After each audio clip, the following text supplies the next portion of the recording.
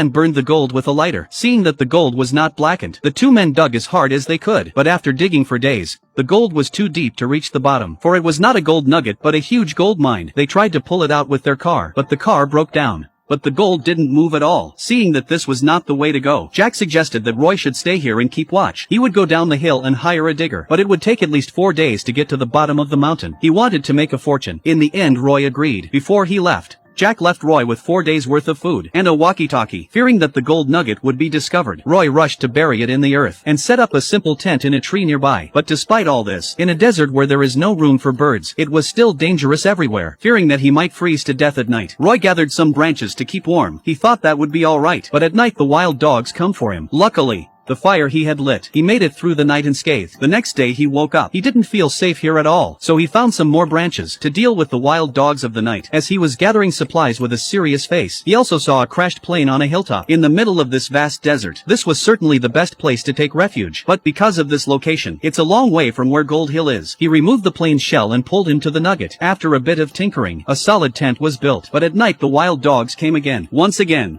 he spent the night in fear. To make the tent stronger, he returned to the plane to look for something more. Just then a woman came from a short distance away. The woman asked him what he was doing here, but Roy didn't say anything for fear that his gold mine would be discovered. This man found a gold mine in the desert. He wants to take it for himself, but then a woman walks up not far away. Roy fears the gold will be discovered. He rushes to hide in the crashed plane, but the more he does this, the more curious the woman becomes. Seeing Roy's hesitation to speak, the woman followed the footprints and walked ahead. Sure enough, the woman spotted Gold Mountain too. She wanted Roy to give her a share, but Roy would not agree. A shovel knocked her unconscious to the ground. Roy was afraid that someone would find her. He hastily dug a hole for the woman and buried her, thinking that no one would find her. But then no one found her. Instead, a wild dog from the desert pulled her out of the earth. Roy saw this and chased the dogs away. He had the woman's body cremated. By now Roy had realized that he had become a money-obsessed monster. The next day, Roy was awakened by his companion's walkie-talkie. His companion gave him bad news. He said he was on his way to pull the excavator. The car had broken down on the road. It was expected to take another 2 days to get here. As Roy looked sad and upset, a truck suddenly came up ahead. But in order to keep his gold from being discovered, he chose to watch the truck leave. It wasn't long before Roy started picking up branches around the area again, but just then the wind suddenly picked up all around him. A huge sandstorm rolled in. Roy scrambled back to his hut for shelter, but soon the tent was easily torn apart by the sandstorm. Humans are so small in the face of nature. Fortunately, Roy survived the night's torment, but unfortunately he had a branch stuck into his body.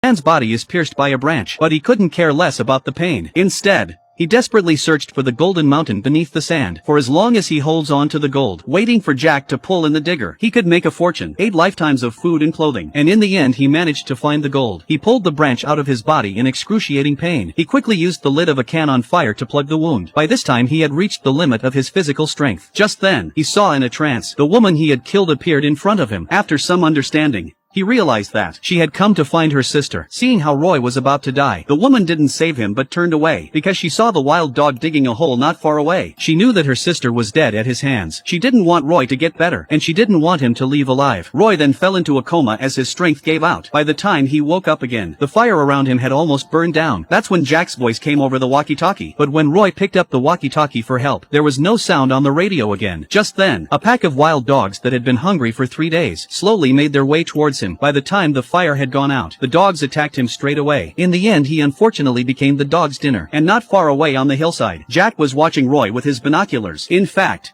Jack had already hired the digger. The reason he didn't show up in time was to take the gold mine for himself. He thought that if he got the excavator here, he would get all the gold. But as soon as he stepped out of the car, a bow and arrow was shot at him. At the end of the story, the sister who lost her sister managed to dig up the gold and achieves the freedom of wealth she has always dreamed of. This film tells us, don't be too greedy. Too much greed can end up with nothing.